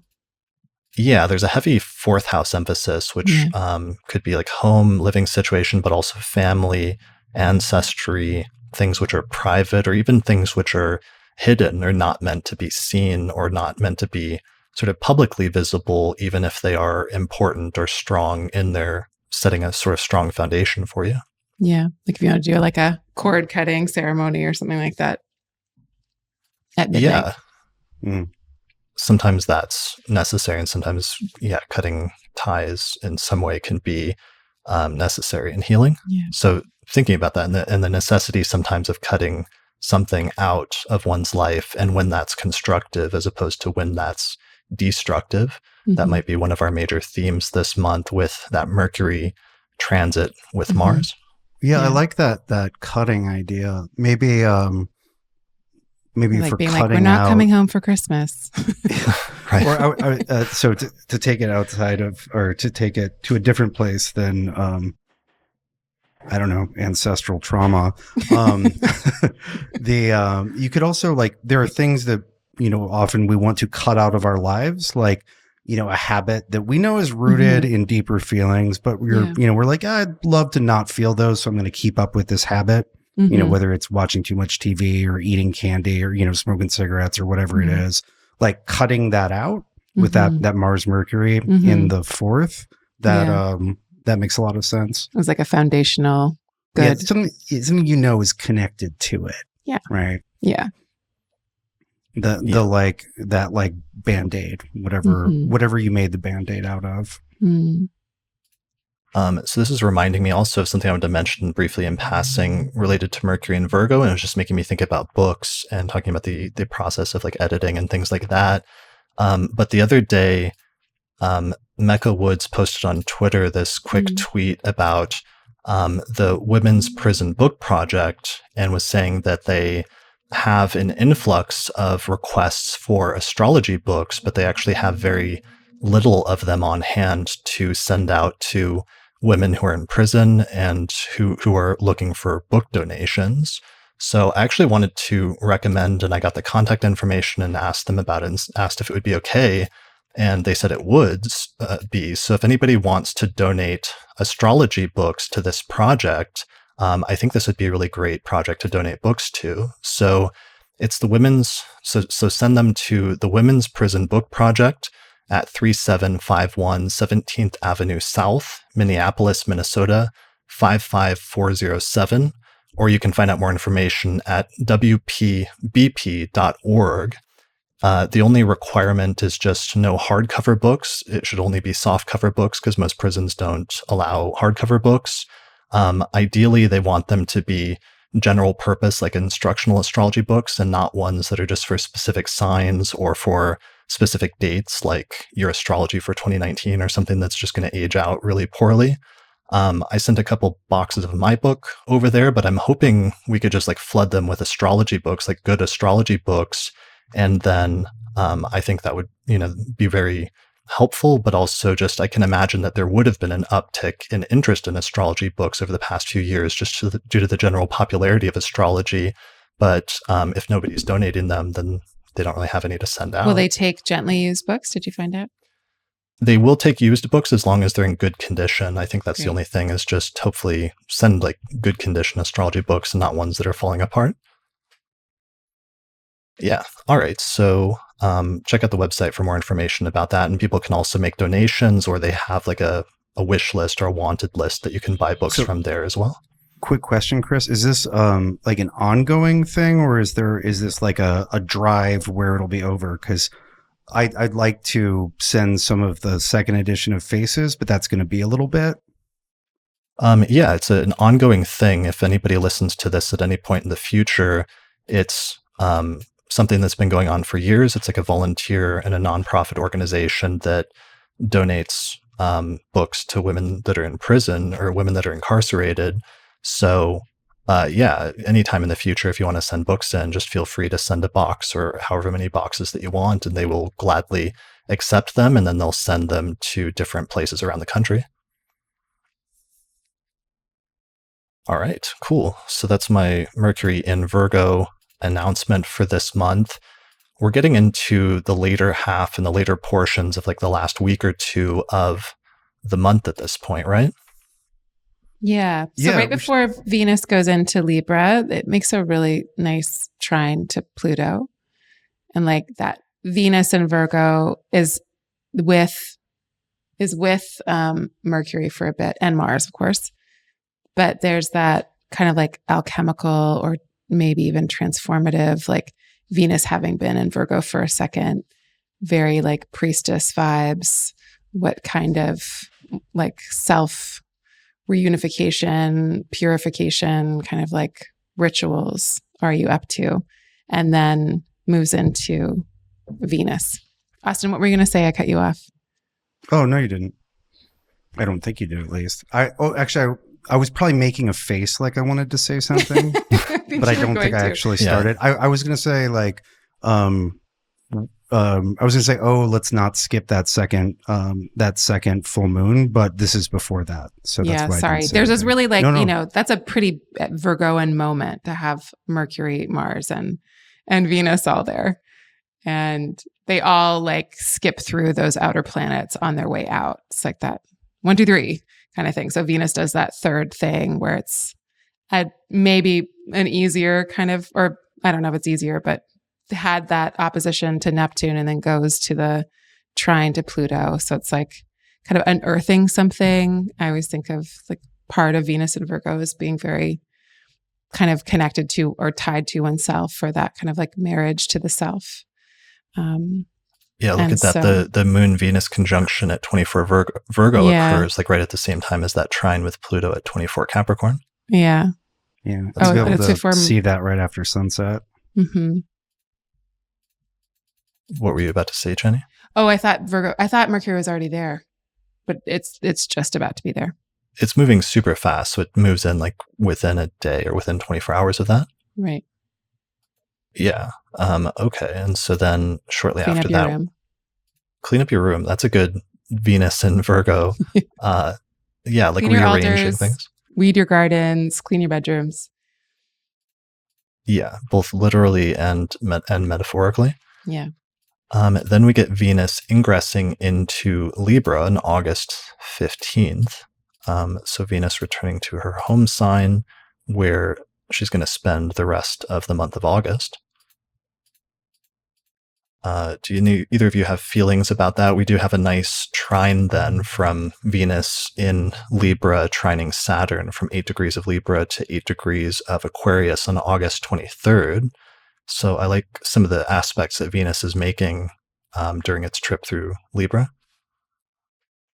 Yeah, I love that trine. Yeah, it's like a perfumed breeze blowing in and like sedating and mellowing the atmosphere. Mm. Yeah, and they're kind of, it's like Venus has that superior trine overcoming Saturn, and Jupiter is all the way back to like 26 Aquarius at this point. So it's like both of the benefics are kind of surrounding and really improving Saturn's condition in Aquarius at this point. And as its exalted ruler in its sign of exaltation, it's a nice flow that's happening. Mellow Saturn out for a second, maybe. Yeah. It's like the trine to Saturn I see as not amazing for Venus, but wonderful for Saturn. Like Saturn is very soothed by that. Also worth noting that Saturn is in a Venus-ruled decan at this point, so will be additionally receptive. Nice. So it's a good time to Saturn. Like make beauty, like create, like manifest it, bring it into form, or commit in some way to some kind of. Or to take some of those structural adjustments that we've been talking about and like take them to the level of like elegance and design, right? Because there's like the bones of a house, but or a property or whatever structural metaphor or instance you want. But then there's the like making it nice. Yeah. Right. And that maybe the commitments or the work of it is a little easier, a little bit more pleasing, a little bit more pleasurable with Venus there for a second. That's a great point. Yeah, the commitment, like part of putting Saturn at ease is feeling good about your commitments. Yeah, right? You're doing a great job, sweetie. Yeah, we're just like, no, I'm really glad I'm doing this. Sure, it's hard sometimes, but like this is, I'm happily, I'm happily committed to this person, this project, this life, this whatever it is. Yeah, it's like food for the journey kind of thing. Like a little affirmation. When that affirmation sometimes makes all the difference, and maybe remembering that those little affirmations really do help and can make a seemingly insurmountable task seem slightly less insurmountable. Yeah, I think they're essential. Right. So that would be a good thing for people to think about and keep in mind as we go through the last part of the month. Yeah. You skip past the full moon again. I know. I keep wanting to, that Aquarius, and it's the positive ones. We're talking about the same time frame, but that's the second Aquarius full moon in 1 month. So it actually fits the original definition of a blue moon, which is like, in calendar terms, a full moon that happens in the same calendar month, but in astrological terms, no? Wait. Oh, yes. Sorry. Wait, we're in August now when we're talking? No, the full moon's in July. The first Aquarius one's in July. First Aquarius, yeah. But just the second one in the same sign happening in Aquarius 1 month later in late August. Oh, I thought it had to be in the same calendar month. That's not true.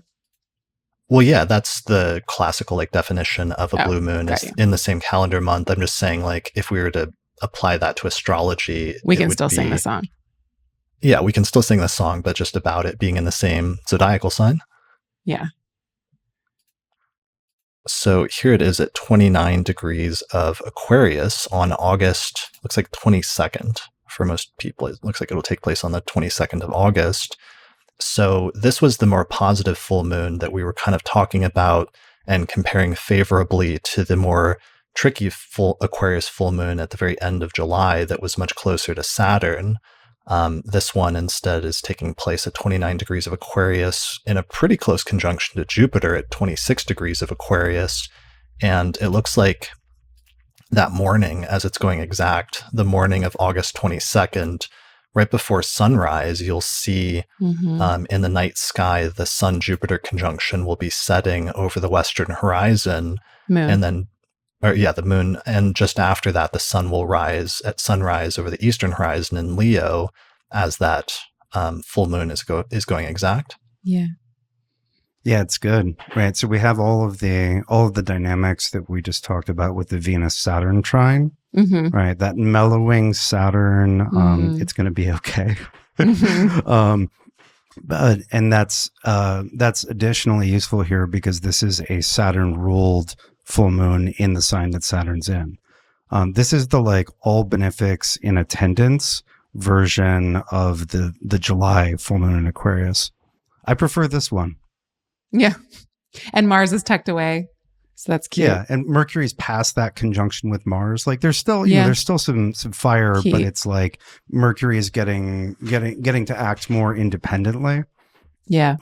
It's a nice moment. And probably some of all that benefic stuff is in some ways signaling here is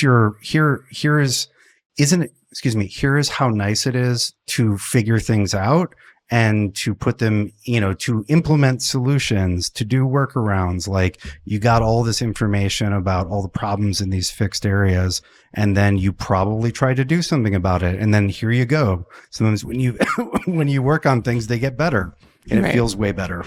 Yeah. So you could even use this first full moon or like think about the first full moon in Aquarius and like take notes and then work to adjust towards the second full moon in Aquarius in the same part of your chart. Yeah, totally. And allow that Jupiter to give you a little boost. So the first full moon at the end of July in Aquarius in whatever part of your chart is might be the identification of problems and exercising the critical function of Saturn. And the second full moon towards later part of August in Aquarius is the implementation of solutions. That will come much easier, or at least be aided in some way. Yeah, and some of the fixes that aren't long term might already be bearing fruit by this time. Yeah.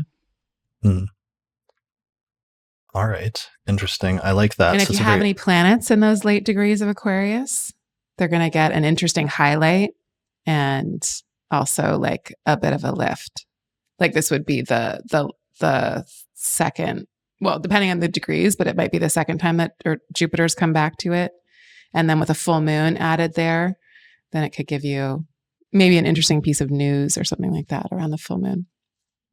Yeah, highlighting or putting a spotlight on that area of your chart, but also bringing some optimism and stabilization of things with Jupiter returning back to it where it just like quickly ran over that point earlier in the year. Right.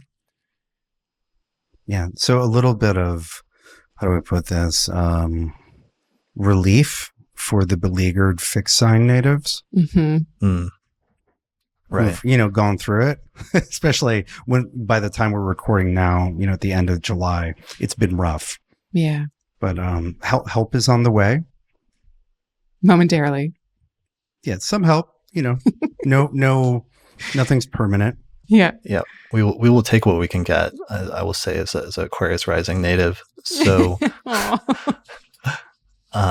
so right after that, it's interesting in terms of the sequence, not major astrology, but of course, as happens around this time of the year, the sun immediately after that full moon switches into Virgo, and we have the end of Leo season and the beginning of Virgo season by the 23rd of August. So there's a shift in the seasons immediately after that lunation, which is kind of an interesting shift at that time as well.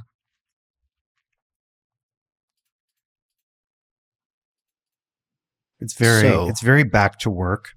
I mean, because there's been this very, the Mercury and Mars and Virgo are definitely, it's very, how should we say, work, like working on something, whatever. Virgo has this nice ability to look at what needs to be done, right? Like what needs to be accomplished, and to not spend so much time on the self. Like sometimes it's great to spend time on the self, but sometimes the matter at hand, it's not about you. It's about, about getting it done. And that will, that may benefit the self.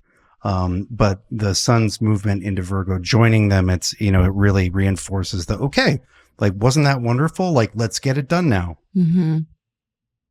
Right. That brings up in that shift something I was thinking about the other day when I was driving down a narrow street and there was another car that was coming and there's only enough room for one of us to go. And I ended up just like pulling over and yielding so that this other car could like come down the street. It was making me think about the debate that astrologers have been having for a while about what to call the odd and even signs. And it was making me think of like yielding for the even signs, but then I wasn't sure if like unyielding was the best term to use for the odd signs, or if there was a term that would be better, that would be the opposite or an antonym of yielding. You mean instead of gendered terms? Is that what you mean? Yeah. Basically. What do you use? I know Austin and I have had this debate before, and he tends to go with like yin and yang as his preferred terms. Have you settled on that? I mean, I think of them in nocturnal and diurnal kind of fashion. So I think I probably hang out there more than anywhere else. I wouldn't go yielding because there could be Earth signs, for example, especially if we look at Capricorn, is not yielding. It's not like racing at you, but it's like, no, you can go around me or you can figure a way around me. There's, Capricorn has an ability to hold position, which is anything but yielding. Right. That's a good point. I guess I was thinking about Virgo here, just in this switch from like Leo season to Virgo season, and sometimes the helpful but like somewhat yielding function that Virgo can take, which some people might label as like passive, but it's not necessarily always passive per se. I would say it's adaptive. Yeah, and internally busy. Right. Yeah. Eternally and internally busy. Eternally busy. That's a good keyword for Virgo. So, all right. So let me pull the calendar back up for this later part of the month. We've talked about Mercury and Virgo. We've talked about Venus going through Libra, and we've talked about our final lunation. What is the very last thing we have to mention this month in terms of the astrology of August? Well, Mercury ingress, are we already there? Mercury ingress is into Libra also at that I like last that part. corner. Yeah. All right. So we're into our final ingress of the month, which here it is, with Mercury eventually finishing up with Mars. And it's still moving pretty fast at this point, but it makes an ingress by, looks like August 29th, August 30th, into the sign of Libra, where it joins up with Venus. That's a nice shift from being, even though it was in its own sign and really strong there, can be kind of harsh, a little like it, in Virgo, Mercury can just like strip everything away. And being with Mars, I think any of that kind of like of its capacities might be a little extra scouring with that kind of combo. And so once it moves into being ruled by Venus and Venus is there's something there's obviously a very distinct change in focus from like, what's wrong? What's missing? What did we forget? What did we leave out? To like, oh, wow, how lovely, or how can I put this situation? What can I bring to the party to balance it out? What can I add to the mix to sweeten everything? How can I help kind of ease connections between folks?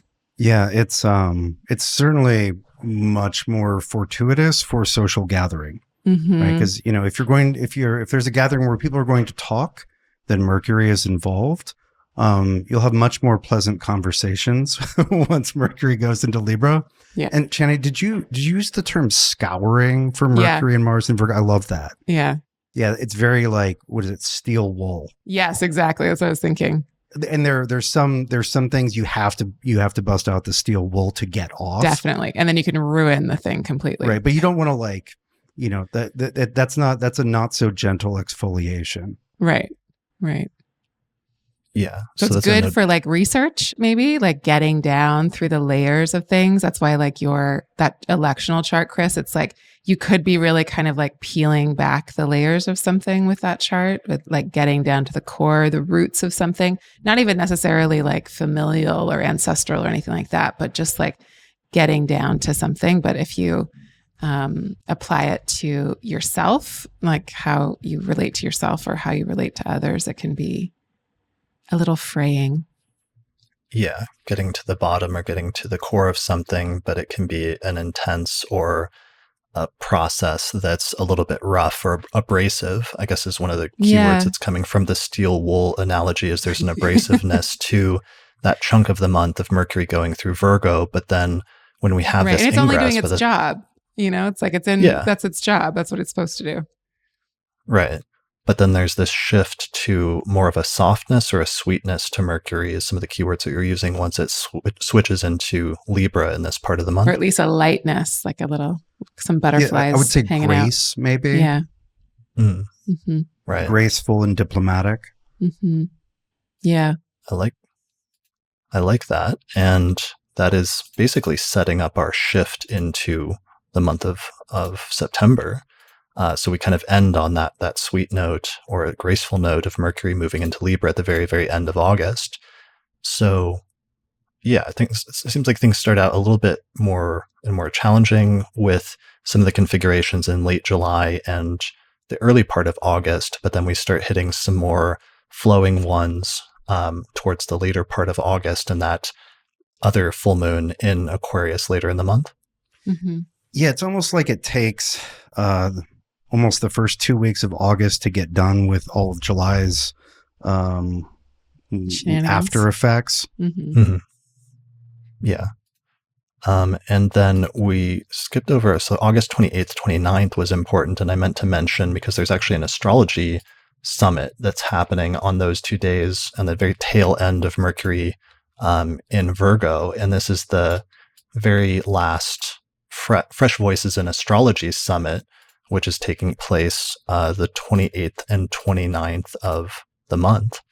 So I'm excited about that. That's been a series that's been ongoing for the past year or two, hosted by Kira Taborn, and she's stepping down soon in order to pursue other projects, but they're going to go out with a big bang and have an amazing lineup with a bunch of really amazing speakers that represent up-and-coming astrologers in the astrological community that are presenting on a variety of different topics. So it's actually a free conference where you can attend this, and they're going to be doing a bunch of lectures over the course of 2 days on August 28th and 29th, and you can attend them free just by showing up, basically, and going to freshvoicesinastrology.com. They also have some passes where if you want to support the project or get longer access to the recordings, or even download the recordings, you can sign up for an all-access pass to pay like a nominal fee in order to get access to that stuff. But otherwise, it's a completely free conference with a bunch of amazing astrologers and amazing lectures. So I'd highly recommend checking out. The last ones have been a lot of fun. I'm sad that it's going to be going away, but it's been like a really great run at this point. And I've met and heard of a lot of great astrologers that I didn't know about before as a result of it. So props to Kira for running that over the course of the past year or two. Mm-hmm. Yeah, definitely. Although this is somewhat beside the point, like shout out to whatever graphic designer put that together. I really like the circle. Right. Oh, Kira did that? Yeah, Kira's like not only a phenomenal astrologer, I love but the also font designer. choice. I love the circle of people, the circle of portraits rather than like the grid. That's That's a fine looking advertisement right there. I mean, I'm assuming it's Kira because she is an artist, like she is a designer by trade. So, and I love all of her stuff. Yeah, I love Kira had some amazing design stuff since the beginning, since her Influx magazine, which I think she's going to be bringing back at some point. Yeah. But always works with really good people. So thanks to Kira for organizing that, and also for Tony Howard, which got that going, partially in conjunction with Astrology University. It's been wild seeing all of the new astrologers and the influx of younger astrologers into the community. What's your experience been of that, Chani? Like me and Austin and Kelly have been like just remarking about it for the past 2 or 3 years now, how wild it's been to see that huge influx, but you've seen it from a different perspective. I've seen it from a different perspective. Yeah. Or what has your perspective been? Like somebody was asking, for example, yeah, sorry. I was just going to say, somebody was asking about the first queer astrology conference, for example, and it just made me think about that from how a group of astrologers met up in like 2012 at UAC and just saw a real like lack of something that was missing from the mainstream organizations at the time. But instead of just like complaining about it, they just started something new and just created what was missing in the community. And I thought that was very impressive. Barry and I met like in the elevator and then at a party and then at a bar. And then we were like, we should have our own astrology conference. We were like, yeah, let's call it the Queer Astrology Conference. And then we did it for a couple of years. And then I feel like I put my head down and worked for, 4 or 5 years. And I looked up and I was like, whoa, where did all these astrologers come from? This is incredible. And I actually have there's a bunch of people that wrote for the app that are all kind of part of that cohort. Kira is one of them. Diana Rose Harper, who also was on one of your last episodes, is another one. And just like, I'm just like, whoa, like I wish I think probably all have said this. It's like, wow, like this is incredible, like how much info they have at the ready and how everybody's just like dove in and like hoovered it up and like absorbed it and been able to put it to work in a way that I'm in awe of. And I think that astrology is in incredible hands. And I love the community, based approach to most things that's happening. And it's an important moment for the field and to go through. I think it's like there's like different points of tension and there's different like all sorts of moments of realizing how the industry, or I don't know what we want to call it, but how the shape of astrology as a business and as everything, as a group, as a collective experience, as a body of work, needs to also be like pushed forward and broadened and stretched and like inhabited by many different versions of us.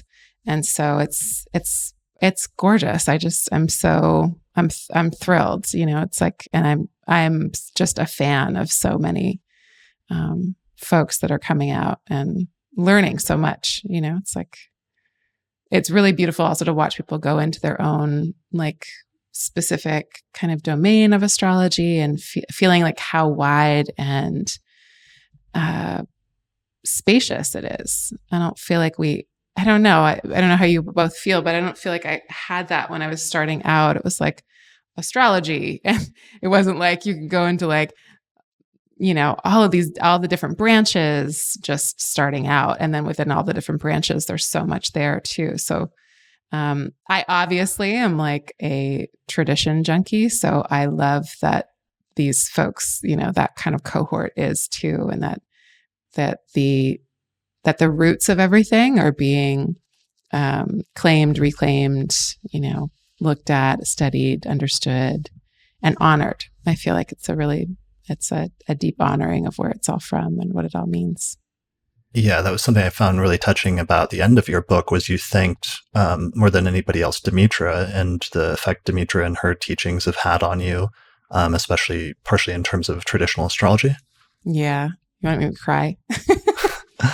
Yeah, I love Demetra. I could talk about how much I love Demetra Probably all day long. I think she's just, it's rare that you meet somebody that is that generous. I mean, like that the way she worked for so long, just sitting like student by student, one by one, and making sure that like I understood what she was talking about. It was just, I got in a moment. Like, I know she doesn't really do that anymore. I don't think she does anyways. She told me I can't study with her anymore. She fired me. So, but, to have that transmission, I think she's really, that's her thing. And so, not only like her deep wisdom and just like volumes of knowledge and her lived experience, but also her graciousness as a teacher and her generosity as a teacher, has it changed my life, I will say. Yeah, for sure. I would also add that one of the things I've long admired about Demetra was that she was a very successful, like psychological sort of modern astrologer, and encountered the Hellenistic material as it was really just starting to be meaningfully unearthed, and was willing to totally change gears or add a new gear. And I believe at that point she like literally did a whole program so she could read ancient Greek and like to reconfigure and to make room for something as big and sometimes intimidating as traditional astrology. When you're already successful, when you're not 25 and just figuring out what you want to be, the level of like flexibility and, should we say, commitment to the art that always proclaimed to me. I've always had a lot of respect for that. In addition to the things that you've said, Chani. Yeah, the rigor and the adorable laugh after she tells you something very grim and dark. The Demetra giggle. It could be worse. Right. Yeah, and she was several decades into her career and being willing to be presented with something new, but something that was radically different, but being willing to set everything aside in order to learn that and try to incorporate that. I think that is a great model to follow, because then she ended up being one of the first that really set the precedent for the synthesis of modern and ancient astrology that I think all of us represent in different ways, or that people like us, especially in our age generation, roughly, me being in my like late 30s and you guys in your early 40s, that represent that synthesis, or that first generation of synthesis, and that Demetra led the way for that. And interestingly, or coincidentally, her solar return is actually in the next 24 hours. So her actual birthday is 2 days from now. It's on July 25th. Today's July 23rd, but her sun is like late 1 something Leo, and the sun is almost there now. So maybe a happy good birthday, Demetra. Yeah, happy birthday. The sun wanted us to talk about you. Yeah. And say nice things. Yeah. The sun and apparently the full moon, because the moon literally just switched into Aquarius minutes ago here. So we are at our first full moon in Aquarius that we spent so much time talking about. Yeah. Beautiful. All right. This was a lot of fun. Thank you both for doing this. Thanks, Chani, for joining us. Thanks so much for having me. Yeah. I've been hounding you for years, Chris, to get on your show. Finally. I've made it. Right. Now you've made it after like a New York Times like bestseller book, or like an app that like hundreds of thousands of people are using. It was really doing the podcast that was like the high point of everything. Pretty much. Right. Okay. Well, thanks for joining us. Thanks, Austin. Thanks to our live audience. There's been a lot of great comments, and patrons have been posting stuff, and we appreciate you and appreciate all the feedback. Chani, what do you have coming up? You're working on your app and the Chiron rollout. Is that already live in the Chani app? I mean, God is willing, as this comes out, it's live. Oh, but there's all these people listening right now. Mm-hmm. When does this get posted? So this is going to be released. There's the live audience right now, and then it'll be released for early access for a few days through our page on Patreon. And then the final version will come out in a few days. So probably like July 25th, 26th or so. Is that Monday? Yeah. That is Monday. Good. Hopefully. Maybe I shouldn't have brought it up, but yes, hope in a couple of days it should be rolling out. But yeah, we're just working on a lot of different upgrades and new things for the app. So in the next couple of months, we'll have a lot of different functions and things to do. And we're working behind the scenes on a lot of like new kind of more robust content. And yes, yeah, all of that. Nice. And people can find that in the iTunes or the Apple App Store, but just by searching your name for the Chani app. And also, what's the URL for your website? Same, ChaniNicholas. Perfect. All right. What do you have coming up, Austin? Do you have any classes or anything? Yeah, I'm finally going to launch my year one curriculum as a self-paced but with live session support thing. And that's going to come out on the 21st of August. Nice. All right. And your website is austincoppock.com? Yep. Brilliant. Oh, and there's, I mean, it's a little redundant, but the gloriously elected Jupiter series, the Jupiter and Pisces series, comes out on Monday. So what is that? That's the 26th. So that'll be good. We have to set our alarms. It is good. I have some here with me, but it'll be good for the rest of you too. Is there candles? Beginning on Monday. Sorry, what? Is there candles? Yeah, there are a ton of candles. Okay.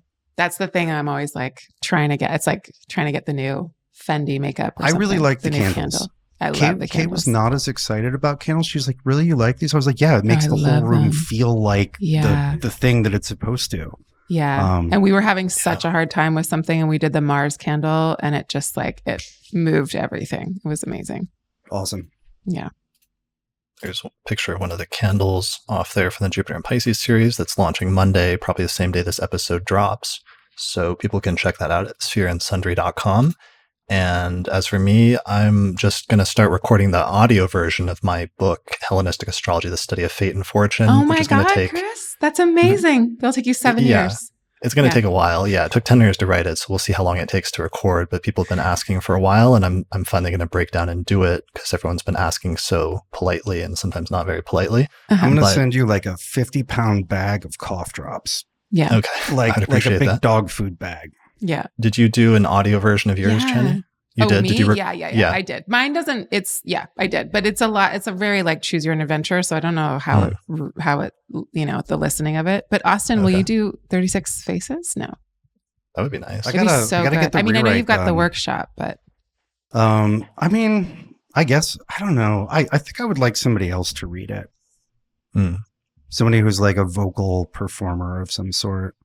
Right. I don't know. I think it needs you. Maybe if it was like James Earl Jones or something like there. I mean, yes. Yeah. Okay. We'll see if we can arrange that. In the meantime, thanks everyone for listening. Good luck next month in the astrology of August, and we'll be back again next month to talk about the astrology of September in a few weeks. So that's it for this episode of the Astrology Podcast. Thanks everyone for listening, and we'll see you again next time. Bye. Special thanks to all the patrons that supported the production of this episode of the podcast through our page on patreon.com. In particular, thanks to all the patrons on our producers tier, including Nate Craddock, Thomas Miller, Catherine Conroy, Christy Moe, Ariana Amour, Mandy Ray, Angelique Nambo, Sumo Coppock, Issa Sabah, Jake Otero, Morgan McKinsey, Kristen Otero, and Sanjay Srihari. For more information about how to become a patron and get access to bonus content such as early access to new episodes or private subscriber-only podcast episodes, go to patreon.com/astrologypodcast. Special thanks also to our sponsors, including the Mountain Astrologer magazine, available at mountainastrologer.com, the Honeycomb Collective Personal Astrological Almanacs, available at honeycomb.co, AstroGold astrology software for the Mac operating system, which is available at astrogold.io, and you can use the promo code ASTROPODCAST15 for a 15% discount. The Portland School of Astrology, available at portlandastrology.org. AstroGold astrology app for iPhone and Android, which is also available at astrogold.io. And finally, the Solar Fire astrology software program for Windows, which you can get from alabe.com, and you can use the promo code AP15 for a 15% discount.